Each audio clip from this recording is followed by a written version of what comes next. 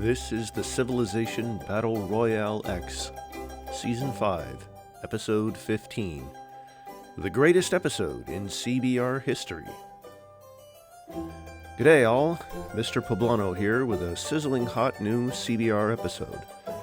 I finally learned that these things are called episodes after I killed the little part of me that remembered when they were called parts. You may remember me from hit inventions like the haiku and Pablometrics. What will this episode be remembered for? Once again, Sonic Fan provides us with a beautiful map of the world, from which we can see the impending domination of Europe by France. I don't know what this comic means, because I have never understood art, and I am an uncivilized barbarian. However, Ponka's eyes are really funny, haha. As we have not yet achieved global socialism as a species, and communist aliens have not yet visited us, the Civ Battle Royale still requires funding. These brave people have done so, cutting off a small part of their soul and donating it to the CBR.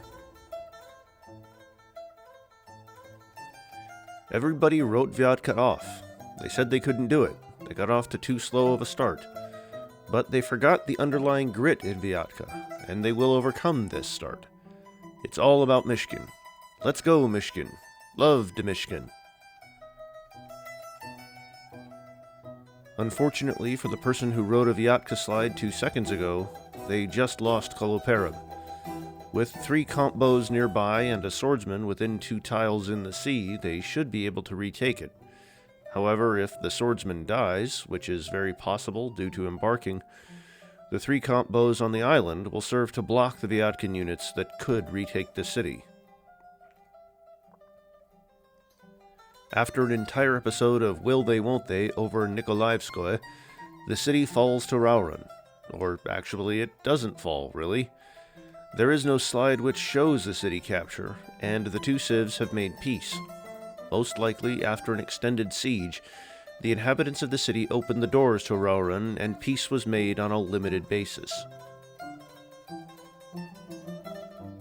In Douglas Adams' lesser-known novel, Dirk Gently's Holistic Detective Agency, I'm given to understand there is a scene where the titular character encounters a couch in an apartment that he has to remove. However, he encounters great difficulty and begins to wonder how the couch got into the apartment. After conducting a thorough investigation, he shows that there is no possible way for the couch to have gotten into the apartment. Anyway, the couch is Pegu. After an aggressive citadel from Pakistan, Mysore's empire is connected by a slim, single tile. If Bangladesh chose to employ Pompey to build a citadel in the single unclaimed tile next to it, Mysore could be split in half.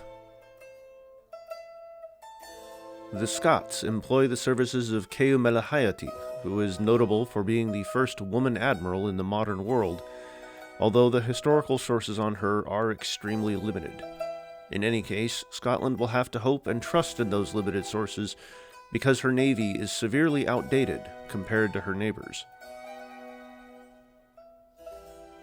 And here we see the final shot of Zazao Great General Tecumseh before he is unceremoniously shot for embarking within 2 tiles of a city. Well, maybe he'll live, since Ethiopia has very little in the way of ranged units.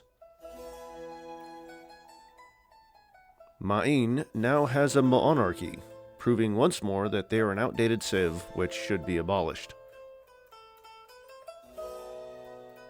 Banuba refuses to give up on the dream of sailing north and conquering, even as Banuba is attacked on the continent and has repeatedly lost its previous expeditions. Maybe this time will be different, as no unit can take back Keon. Pomo is coming very close to retaking their former city from the Tlingit, but they have to watch out. The Tlingit are fielding crossbow them, and there is a serious power spike associated with those units. Karankawa makes peace with Ponka, but unfortunately for them, it's not over. Now, Ponka can found cities within their borders. Or, well, they could, if they had settlers, and if there was a valid location. No, religion doesn't matter. But if it did, the Hyksos would have a very healthy lead in the religion game. You know who wouldn't have a very healthy lead in the religion game? Ponca. But it's not the size of your religion that matters, but how you use your beliefs. Rostock flips, and it's starting to look like both sides are pretty exhausted from all this fighting. Once Estonia can end this war at the worst possible time, and or give Rostock away in the peace deal, both sides will be able to recover a bit. Right on cue, the New South Welsh fleet and their great merchant set sail to end Banuba's latest attempt at expanding north, and possibly take Miluindi while they're at it. Meanwhile, Bara looks quite free if New South Wales could be bothered to send a real army. Wait, free Bara? Though it will definitely be retaken by Ma'in, Phoenicia at least briefly succeeds where Ethiopia has previously embarrassingly failed. Phoenicia needs all the moral victories it can get. Thursday, October 31st. Portugal declares war on Whaddya. Unfortunately, João forgot that he no longer owns Porto, and thus has no way of actually fighting Whaddya. You know who has a navy and can use it? Seychelles. You know who isn't using it on this slide? Seychelles. You know who this great artist is? Seychelles. Pressure continues to build on Hiroshima from both Green Ukraine and Itelmen. If Hiroshima falls, it would be the worst tragedy for Japan since, well, you know. Half a league onward. All in the Valley of Death rode the 600. Forward the Light Brigade, charge for the crossbow them, he said. Into the Valley of Death rode the 600. Pomo flips their former city one last time, while sending a huge contingent of horsemen to die against Tlingit's modern army in the south, perhaps hoping to succeed in distracting them. But you know where the Tlingit aren't succeeding? Seychelles, Greenland. Scotland is holding on to the former Tlingit city of Shishigi and onto their own settlement of Ayr against the Onondaga forces. Whoever owns Greenland controls the world. So this is a huge battle. If you were thinking to yourself that Cebu was in a tight spot in that Tang War, you were wrong. How embarrassing for you in particular, listener. Cebu is looking quite strong in this picture, and Tang quite weak navally. In the OC for next episode, someone will depict Cebu as the Chad and Tang as the Virgin. Ha! We're tired of spying on Mysore. What has Mysore given us? Nothing but lies. Wait, no, misread that. We're moving to Mysore, and frankly, we love that. We love Mysore and appreciate all the true and real info they will give us. See, look at that beautiful empire. Who wouldn't want to live in this sprawling metropolis? I certainly would, and I would gladly take that assignment. Mysore is one of the best civs on the cylinder to live in, and I am truly rooting for their success. Do you think they bought it? Adama flips back to Zazao, and further, Fatika is at very high risk of falling. This could end up being a pretty nice coup for Zazao, pushing the front line up for any future wars against Ethiopia and enveloping Lake Chad. Yeah, so Wasolo, I hate to break this to you, but you don't want to use a great engineer to rush build a single unit, so you're kind of screwed here, mate. At this point, your opponents are just Ores farming. It's time to give up the ghost. Give up the goat? I don't know how that saying goes. Whatever it is, give it up. We've had Douglas Adams, but what about William Adams, the legally distinct Scots great merchant? This is really nice for Scotland, because it lets them perform a trade mission that gains them significant influence within a single city-state. Did I call it? Did I call it? Yes, I did in fact call it. You should stop expecting Phoenicia to be relevant. That ship sailed when they lost a city to the Papal States. The Papal States. Have you seen how garbage Julius's game has been? Hiram is worse than that guy. I'm calling it right now. Svobodny will fall to Itomen, while Hiroshima falls to Green Ukraine, completely subverting expectations. Himeji will not fall, however. It has a castle that I hear is pretty good. Banuba's Great Wall makes it very difficult for the New South Welsh, I love saying that, to attack them. However, this doesn't make it any easier for Banuba to push back, which is unfortunate. The highest priority for Banuba in this war has to be Sorel. Taking the city would secure them Uluru and undo the 2 New South Welsh citadels. A couple very strong civs on the east coast, spiritually quite similar, each having their own independent successes. Let's hope they don't have to fight in the future. In a war I remembered was occurring, the Anishinaabe lay siege to the Ponca capital, and boy, it's not looking good for Ponca bros. With trebuchets and longswordsmen, they only have to get it in the right position, and Nanza will fall in an instant. This also means they're only a tech away from crossbow them, which would really clean house with Ponca. Yikes, fellow Ponca fans. Remember my prediction from earlier? Well, funny thing about that. Green Ukraine not only failed to take Hiroshima, they gave away an unthreatened city to Japan, who, not content with merely letting one mistake occur in a single screenshot, burned the city to the ground. Could have made it much more viable to hold Hiroshima long term if they kept it. Polo. Remember when I was just hyping up that nice little coup for Zazao? Well, now they're following in Ma'in's footsteps and losing cities and adopting a monarchy. The trebuchets are a nice development for them, but they don't have the frontline units on the front line to support them. Speaking of dumb losers, Phoenicia retakes Eritrea, and Ma'in has no hope of taking it back this time. Or maybe it never flipped, and I lied earlier. Oops. Either way, Sumeria is attacking Ma'in, but this push will not go anywhere. The Papal States continue to hold on against France by the grace of God. Wait, no, that's the grace of Hopper, Great Admiral. Circassia and Bactria slug it out in a Caspian Sea naval battle. For now, the balance here is relatively even, but if Bactria ever annexes Sarai, having 3 cities on the Caspian will probably enable them to significantly outproduce Circassia in boats. However, Circassia has more reason to research naval tech, so perhaps they'll end up seizing a tech advantage here and win the battle. Or, most likely, this will stalemate forever until one or both civs are swept up by more powerful neighbors. That's life. Pakistan says it's time for Phoenicia to die, and you know what? They have a point. Phoenicia looks pretty weak here in the east, and it's kind of a miracle that these exclaves haven't fallen already. Never give up, Ponca fans.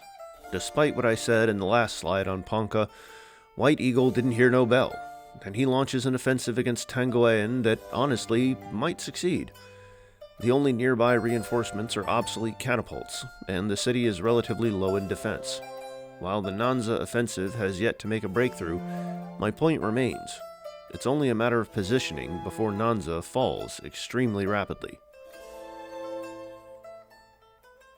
Not very much is happening in this shot of Lanfang's beautiful empire, so I'd like to take this time to thank Lanfang's biggest fan, JDT, for helping me with my phonetics and phonology project by recording Indonesian words. I think Mysore bought my kind words because they just leaked us some juicy info. They're plotting against Lanfang. Unfortunately, Bangladesh is in the way, and triremes can't cross unclaimed ocean.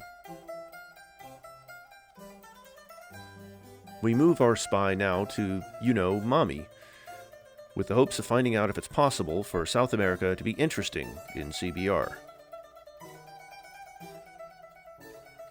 And what a lovely new empire we find ourselves in. Hopefully we'll find out some juicy deets, like who's dating whom in South America. Seems like Banuba was in agreement on how high of a priority to place on taking Sorel. They are actually significantly damaging it, but I'm not sure that Banuba has a big enough advantage here locally to pull it off. With this shot of Biarmia, we can see that the Civ has achieved a net zero in snow cities in its recent wars. Porvoo is comfortably in their hands, while Koloperim seems to have become comfortably Vyatkan. A couple Civs make peace with Mishkin, but not Biarmia. Biarmia is too committed. They know it's all about Mishkin. Meanwhile, France finally makes peace with the Papal States. This war went nowhere, but France is no worse for the wear at the moment. They have quite the sizable carpet, and they can point it at any of their neighbors. Maybe Japan made the right decision to burn half the population of Nikko whatever, because both cities fall to the Itelmen. Quoth the Raven, rip Bozo Japan and green Ukraine? Not only does the Ponca hype offensive completely fall apart, the Susquehannock decide to add insult to injury, or perhaps injury to injury, and declare war on Ponca. This is a very, very tight spot for Ponca, and the course of these wars may determine if Ponca makes a fairly early exit. Somehow, we're still getting rumors from old Tipu Sultan, but there's not much to report from this screenshot. Isn't everyone plotting against Pegu at this point? Wallachia has a strong empire, and inspired by Luba's internal settling in the line, has added Fagaras to their empire. This resembles the historical clearances in Europe during this time period. Neat. The assault on air essentially dissipates, but there are still melee units and siege units vaguely nearby. It wouldn't surprise me to see Onondaga regroup and take air. Meanwhile, Tlingit pieces out with Scotland, confirming the fait accompli of Shishigi. By the way, Shishigi is pronounced in a fun way. The mark after the consonants means they are ejectives. This means that instead of using your lungs to make the sound, the movement of your glottis creates the sound. Tlingit has many, many ejective consonants. Also worth noting here that the mark that is not in the text in Tlingit orthography actually makes a K sound. You'd have a fun time trying to add voicing to an ejective consonant, so this is actually to your benefit, and will not show up at all in any of these audio narrations. Morenga declares on Luba. Kabongo is the most likely target, but comparing these two carpets, it seems unlikely to fall. Banuba maintains the status quo antebellum with the New South Welsh, but unfortunately this is a tactical win and a strategic loss. Unless Banuba manages to pull off a string of victories in Papua New Guinea and Indonesia, they will continue to be outscaled. Karakitai declares 2 wars, but neither is relevant. However, this slide does reveal a huge burst of war declarations. Let's start going through these declarations on the next slide. Tang declares war on Pegu, and in order to get to Pegu, they join a massive coalition against Yunnan. Right now, the only relevant civ in that coalition, however, is Tang. The only other civ that could help create a breakthrough is Cebu, but they aren't in the war yet. The only place where Tang really has an advantage here is in advanced naval units, and the fact that Yunnan has somehow not developed pikemen. At this moment, it seems unlikely Tang will make a breakthrough, unless we see a naval breakthrough, and we've seen lately how that's gone for Tang.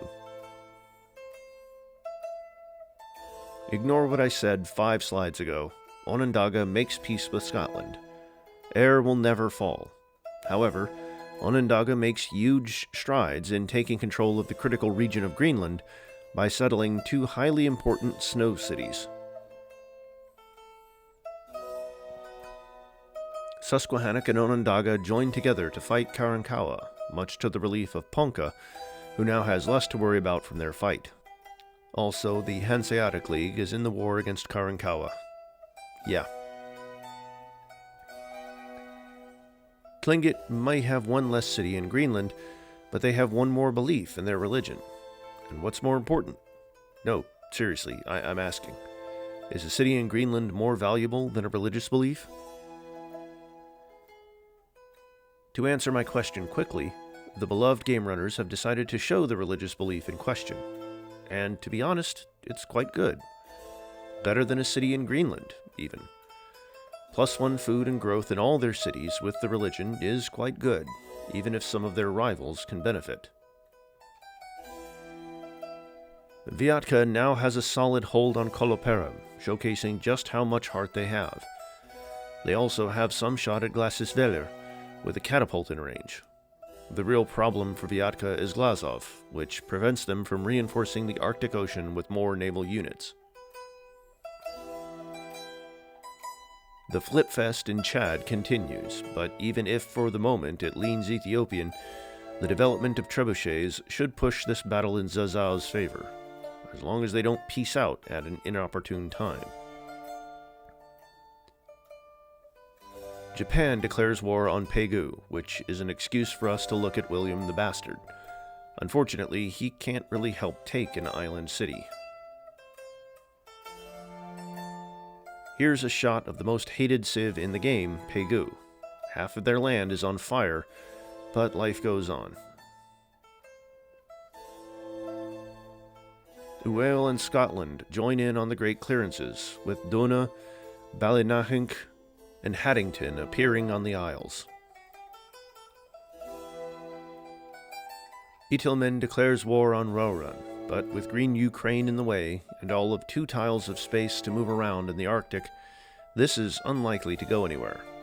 Still, it's good to mark out these 2 civs as long-term rivals.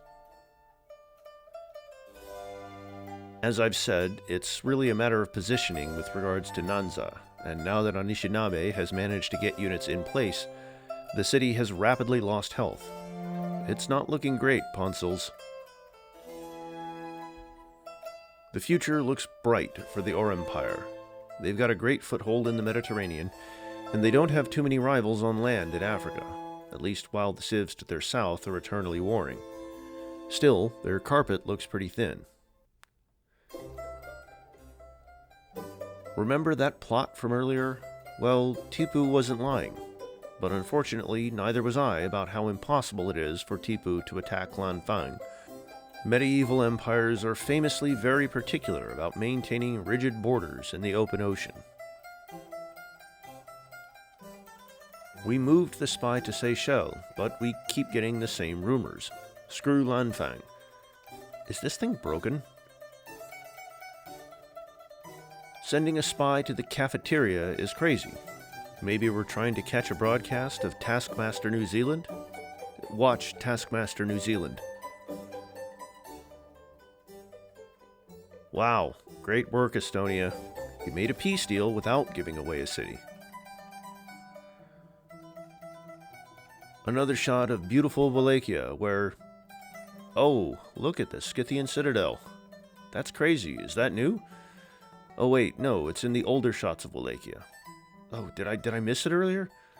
Oh wait, no, it's in some screenshots before that in the slides. Maybe I still missed it though. Damn, that's a hot citadel. There's a great Japanese Joe in this screenshot. I can't be bothered to look up who it is because it's obviously Joe from Ashita no Joe. Hey wait, if there's a Joe in the TV show, why is it called No Joe?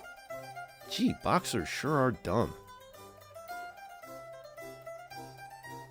This war has been going on longer than Ji and Senshi's Discord argument that I'm currently reading in CBR Discord.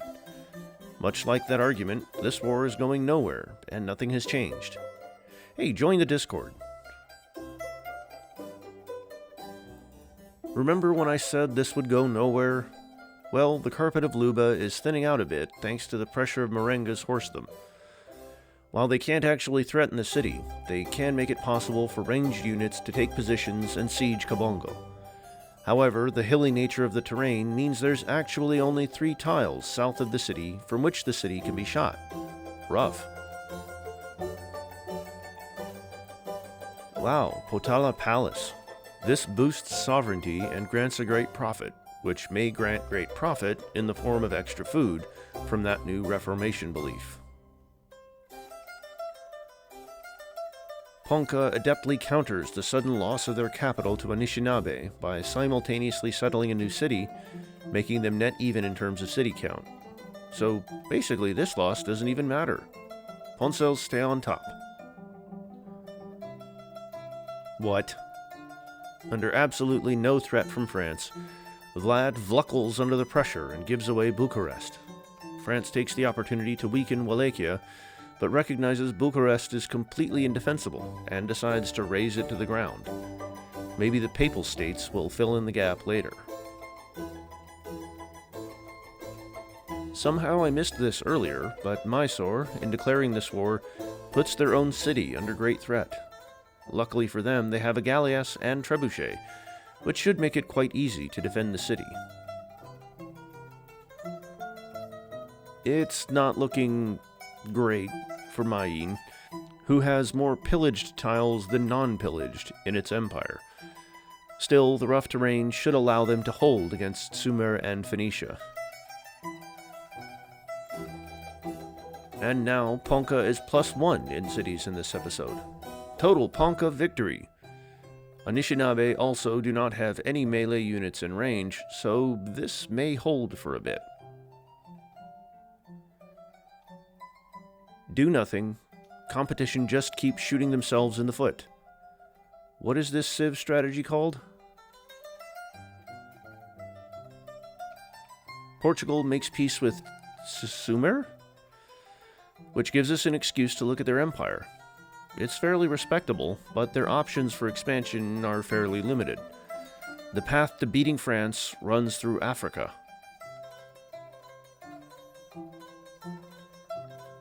Beretos is safely in Pakistan's hands, but Sarepta will be a much harder nut to crack. Pakistan's best bet at this point is probably suing for peace and hoping they get the city in the peace deal. Personally, though, I hope Phoenicia gives away the Eritrean city because that'd be a much better bit. The Luba-Herero war ends in the expected stalemate. However, this really starts to cause us to ask the big questions. If not into Luba, where can Herero expand? How do they continue to build their power? And what can we do to see more boys kissing in our life? Biarmia and Kalmar make peace. It was always going to be unrealistic for Biarmia to cross that mountain range. If Biarmia is going to expand, it's going to have to be south, because Mishkin and Margarete have proven to be too much to handle. Somehow, Tlinget's crossbowmen have not proven decisive in this conflict, and Pomo continues to hold against a technologically superior force. I guess that's grit. It's even funnier the second time. Estonia makes another peace deal, where they give up Rostock to the Hanseatic League for no reason. Perfection. Banuba makes peace with Chono, which lets us see that A, the New South Welsh made no dent into Banuba here, and B, Banuba is finally fielding carracks and galleasses. Huge for their naval development. Peace could not have come at a better time for one Chono settler, who was being harried by a Banuba galleass.